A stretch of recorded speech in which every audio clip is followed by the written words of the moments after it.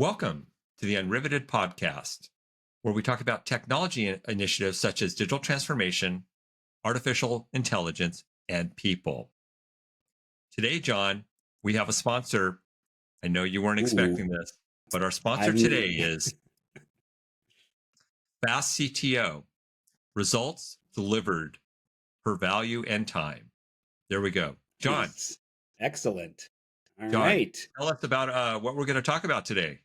All right. Thank you, Martin. We have a special guest today on the Unriveted podcast. We are welcoming Charles Williams, the current Vice President of Digital Experience and Strategy at Lumen Technology. So, Charles, thanks for joining us today. We'll start out keeping things kind of conversational. Just tell us a little bit about yourself, how you've ended up where you are today, and just get us up to speed so we can know you a little bit better. Great. Thanks for having me here, gentlemen. Really Mm-hmm. appreciate it. So my name is Charles Williams. I'm a digital transformation executive or chief digital officer. So I will do digital strategy and roadmaps, customer experience, user experience, operating model, and implementing digital technologies.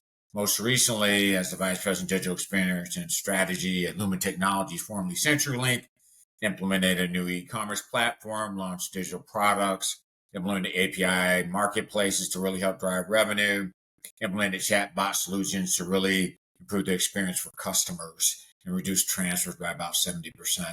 I've also done this work on the consulting side, working for companies such as Accenture and IBM, and doing similar work for companies such as Delta Airlines, Coca-Cola, Walgreens, and Walmart, and help them do different engagements and strategy around digital transformation. Right. That's awesome. That's awesome. And I know that we're going to go down this digital transformation front here with you, Charles. And Yep. If I recall, we're kind of titling this one "The Good, the Bad, and the Ugly." And I don't think we're referring to me at the end as the ugly, but maybe we are. Absolutely. I mean, one of the things you always see, and I always tell people this, one, not just seeing people do it, but also myself. You're going to see the good, the bad, the ugly, and then sometimes I'll say okay, because sometimes okay can fit as long as it's better than the ugly sometimes. So that's how I always talk about it with people so they understand it, because, the best way to learn sometimes is because you have some battle scars on your arms. It's not always because you've gotten a parade for something that you've done that's been fantastic. Those are good too. I love those. But sometimes you learn from those things where you didn't do it so well, or you saw people who didn't do it well, and you took the learnings. Very true. Very true. Very true. All right, Martin, I'll turn it over to you. You've got a case study or something, I guess, for us to go through. Is that the plan? Yeah, Charles was going to talk us through an example or two of the journey. So, hey, Charles, we'll turn the mic over to you. All right, great. So I'll talk about a case study. And this was a client, CPG industry. They distribute their products through distributors that are all over the world. And those distributors operate in I'll call it a decentralized manner. They have some ties to the corporate company on being able to do that, but they operate digital decentralized manner. So if you think about digital third-party marketplaces on the B2C side or the B2B side, but specifically on the B2C side. So you think about taking advantage of being on Amazon.com or Walmart.com or any of those websites. That's a significant piece of revenue now for CPG companies.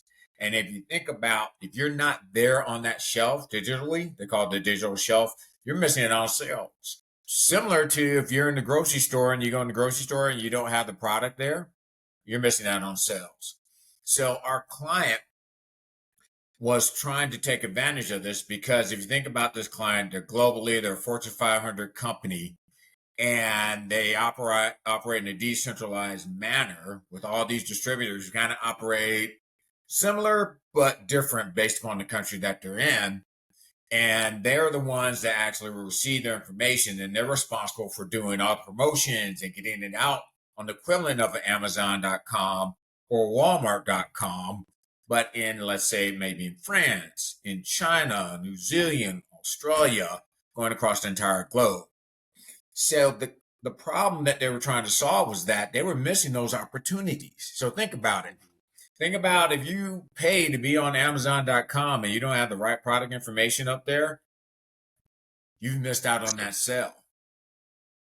Right. And so clients saw that they were missing out a significant amount of e-commerce opportunity there.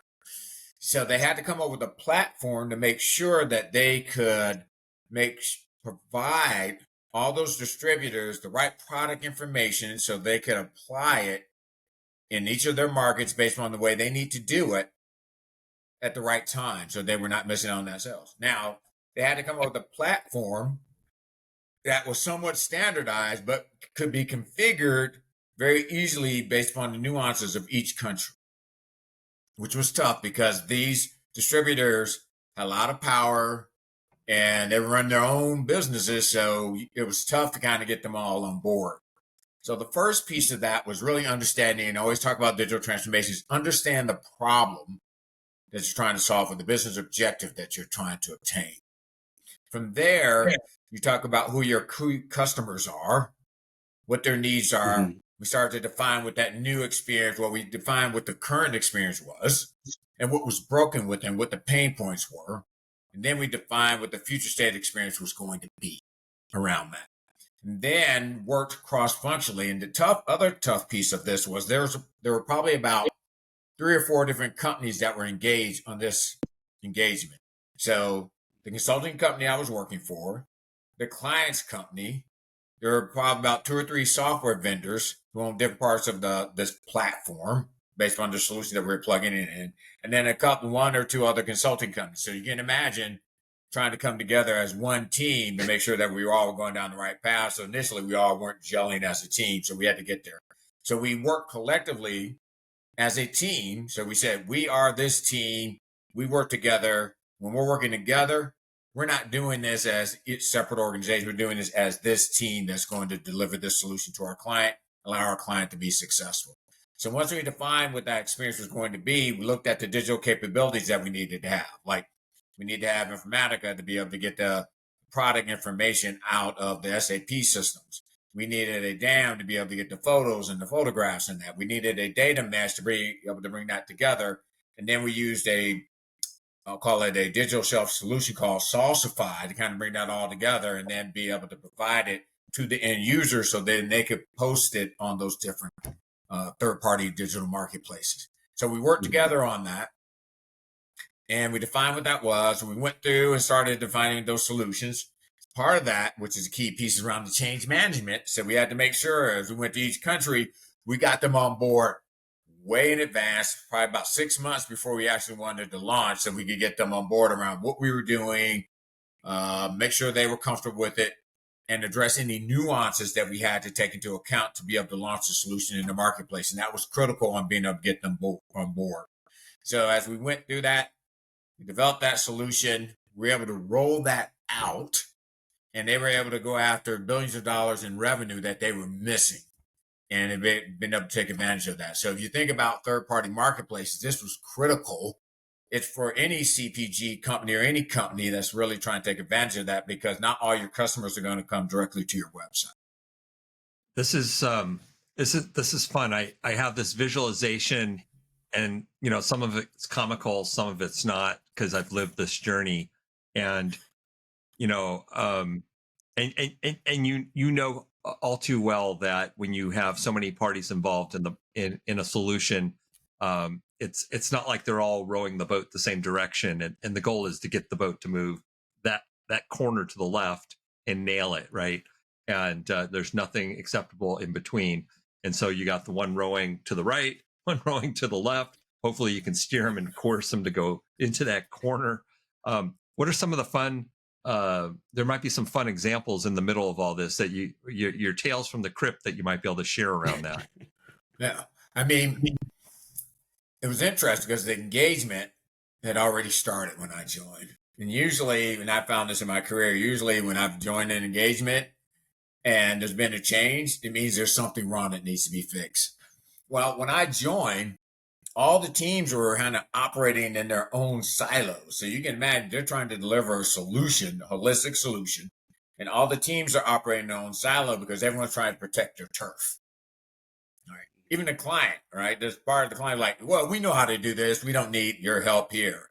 So two parts of that. One, I came on board to be the program manager of that, but also there were parts of it that we owned on being able to deliver that, like, designing what the process was going to be, being able to get the data out of the SAP systems, being able to get all the product pictures and imagery out of the different DAM systems, be able to get that out. And then there were other components that we were imagining moving forward. So I had to come on board. Initially, people didn't trust me, obviously, because I was with the big consulting company. So they were like, we know what you all are going to do. You're going to try to take all of our business. We're all going to be out the door. I said, look, we're one team. If we don't work together, this will not be successful. And I started to outline certain where I saw gaps when they came on board. And I said, look, I've seen this before, not because I've always done it right, but sometimes I haven't done it right. And here's what has happened in the past. So we have to work together. So I became also their advocate in a couple of ways. One is as we did our weekly updates or executive briefings, I would allow them to own components of that because I said, look, you're managing that work stream. You should present it. I shouldn't present that piece. I should understand it in detail around being able to do that. So they felt more comfortable because I was allowing them to present the area that they were working on. In addition, I told them, what are the issues that you're facing or risks to the engagement? Because I need to help you solve for that. And so as they started to see my behavior around working as one team, they learned that I was going to make sure that they were going to be successful. And if I was going to work for them on being successful, they knew that, hey, we'll make the client successful. We'll also be successful moving forward. So that's how I had to earn their trust. Yeah.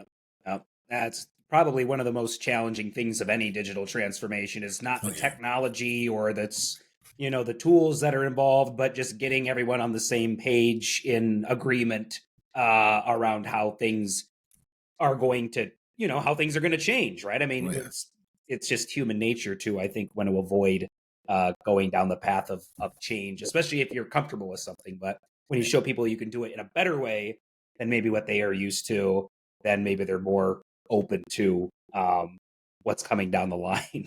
Yeah, you're absolutely right. It's the thing I tell people all the time. I'll get people to say, well, why do these things fail? And I've worked for Fortune 500 companies, medium-sized companies, turn around. It's people. Change management is a key enabling capability that you have to have in place. You have to get people on board. You have to work as a team. You can't do digital transformation in a silo. You can't do it on your own. It's not individual sport. It is a team sport. Mm-hmm. Mm-hmm. It's interesting you bring that up. When I early in my career, when I was put in a leadership role for software development and actually other projects that had hardware also, I presented the concept of a team sport like a ball sport because I grew up playing, whether it's a round ball or a funny looking ball called a football or a little ball that looks like a baseball. Somebody has the rock at one moment and the rock is moving from one person to another.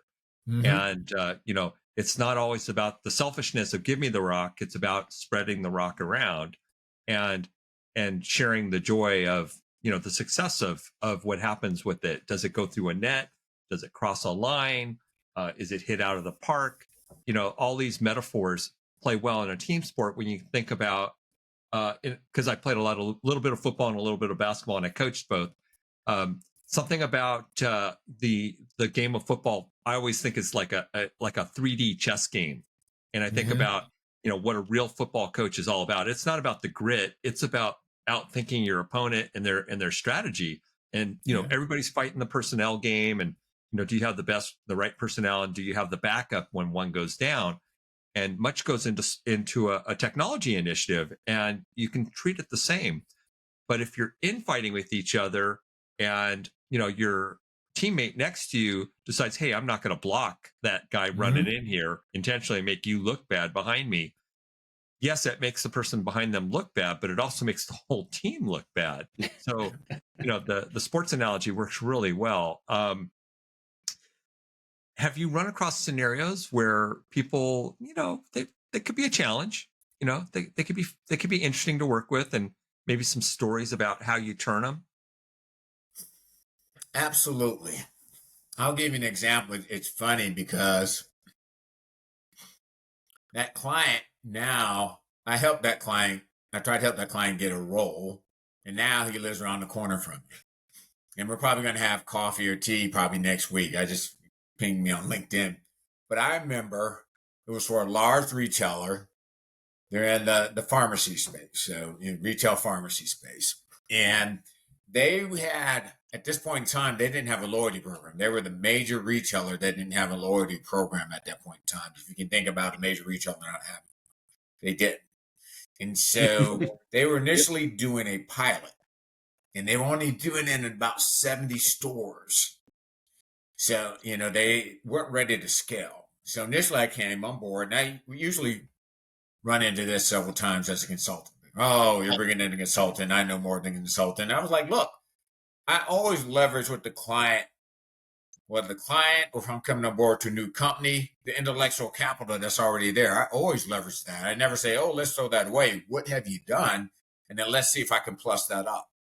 So I came on board initially to say, hey, look, what do we need to be able to scale this so that you can roll this across, over 7,000 plus locations, because this can help you generate millions of dollars in revenue, hundreds of millions of dollars in incremental revenue by having this loyalty program based upon the business case that had been put together. So initially came on board, did an assessment up front the first couple of weeks. I was getting pushback because I couldn't get any information from the client. I would get the roadblock. He wouldn't want to talk about it. And it was around the kind of marketing piece. And then I remember being in a meeting and asking a specific question. At that point in time, he knew that there were some things missing, because of the way I asked the question, there was only one way you could answer that question, and was going to expose him. He's like, hey, let's talk about it. And I said, look, I'm not here to expose you. I'm here to help you on being successful, because at the end of the day, if you all are successful, then I'm successful. You'll hire me to do additional work. And frankly, I like making my clients successful. That's one of the things I enjoy about doing that type of work. So we went through that, and I brought him along. So we worked together as a team as we went through the workshops, talking about where we needed to go strategically, where the gaps were, helped define the whole roadmap for the whole loyalty program, worked across the entire company on their behalf to other parts of, the retail organization, .com organization, on developing the strategy to be able to launch it, as well as the roadmap, include finance, analytics, customer support. And when they realized that I was working on their behalf and that I was helping them to get the funding that they needed to actually scale and launch, that's when they started to realize that, hey, Charles is working on my behalf. And as I said, we became friends later on, and we'll probably have coffee next week. Excellent. Can I throw a curveball type question out there, Martin and Charles? It's not that bad. It's not. It might deviate from the good, the bad, and the ugly, though. But I just wanted to. We're closely approaching the end of our conversation. John, is it going to be a 2-seam or a 4-seam hold on the ball? We'll just do 2. Just a 2-seam fastball on this one. The 4-seam, I don't think so. So another topic that we talk about on Unriveted is about the development of artificial intelligence. Yes. So you've obviously been in the digital transformation game for a long time. And I'm sure that things have evolved over time, and how people perceive what does a digital transformation mean. And if you ask someone 20 years ago, they'd give you another story, and you ask someone now, and I would say there's probably some element of, we need AI. They might not even know what they're asking for, but they're like, well, if it doesn't have AI, it's not a digital transformation. So I'd be interested in any stories or insights you have on how AI is impacting the digital transformation space, and where you see it maybe going in the not too distant future. I think AI will help transform several companies. around how they do things. The first thing I talk about AI is I always tell people like, AI has been around for several years. Now, what generative AI did, it was that next point of evolution, that critical, I'll call it compelling event that says, yes, it's arrived here and you reach that next phase. But if you think about AI and analytics, it's been around for years, that type of, that subject, that type of technology. But now generative AI is taking it to the next level. So I absolutely believe that companies have to incorporate AI into what they are doing. I believe they should have been doing that years ago, because if you think about AI and you think about generative AI, it all starts at the data layer. If you don't have good data, generative AI won't work. A regular AI chatbot won't work. It won't work because you don't have the right data, and garbage in equals garbage out. You'll hear people talk about Chat GPT giving them crazy information because you have to check it.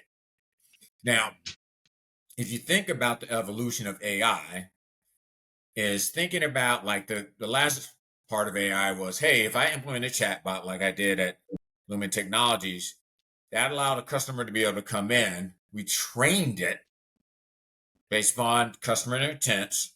And so it could help. Hey, if you trained it, it could do this. It was like, you need to handle invoice, I can help you handle invoice. If you need, you have a ticket, I'll help you handling that ticket that you submitted. With generative AI allows you to take that data, and the generative AI can now have that conversation with you, take the real-time data and make some inferences around that to say, hey, here's what we could potentially do for you. So I think it's critical. It will help on the customer service side. I think those are real easy hits that comes you can take advantage of. It can also help on the marketing side. So think about someone coming to your website and they're trying to figure out the right product or service to buy. A solution like that can help interact with the customer to really drill down on making the right product recommendation for that customer. And in essence, as you start to automate the back end of that, could potentially complete the sale or complete the sale on your behalf. So AI will be used in a number of ways on being able to help generate revenues, be able to get you operating efficiencies, and it will improve the customer experience. The key thing is for each company needs to figure out where they start first, because the solution will not be the same for every company on where they should start and the results that they'll get. Perfect. Sounds like a lot of applications of what Martin and I like to talk about, augmented intelligence rather than necessarily artificial intelligence. How are people going to take these tools to improve their jobs rather than say your job's gone because it's completely automated? Some of those will exist, surely, but I think a lot of the examples you gave are more, how do we take these tools to augment what people can do to make our jobs better, quicker, and more efficient. Absolutely. This has been excellent. I think good time to start wrapping up here. And Charles, it's been a real pleasure having you on here on Unriveted with John and I. And in the future, we'd love to have you come back and tell us more tales from the crypt as we go forward. Well, we are in the month of October, and some people like to get a little scary, and maybe you'll come back with something scary to tell us on the next trip. Well, thanks for having me, gentlemen. Really appreciate it. All right. Awesome. Thanks a lot. Thanks a lot for the Unriveted crew. We are about to sign out. Thank you.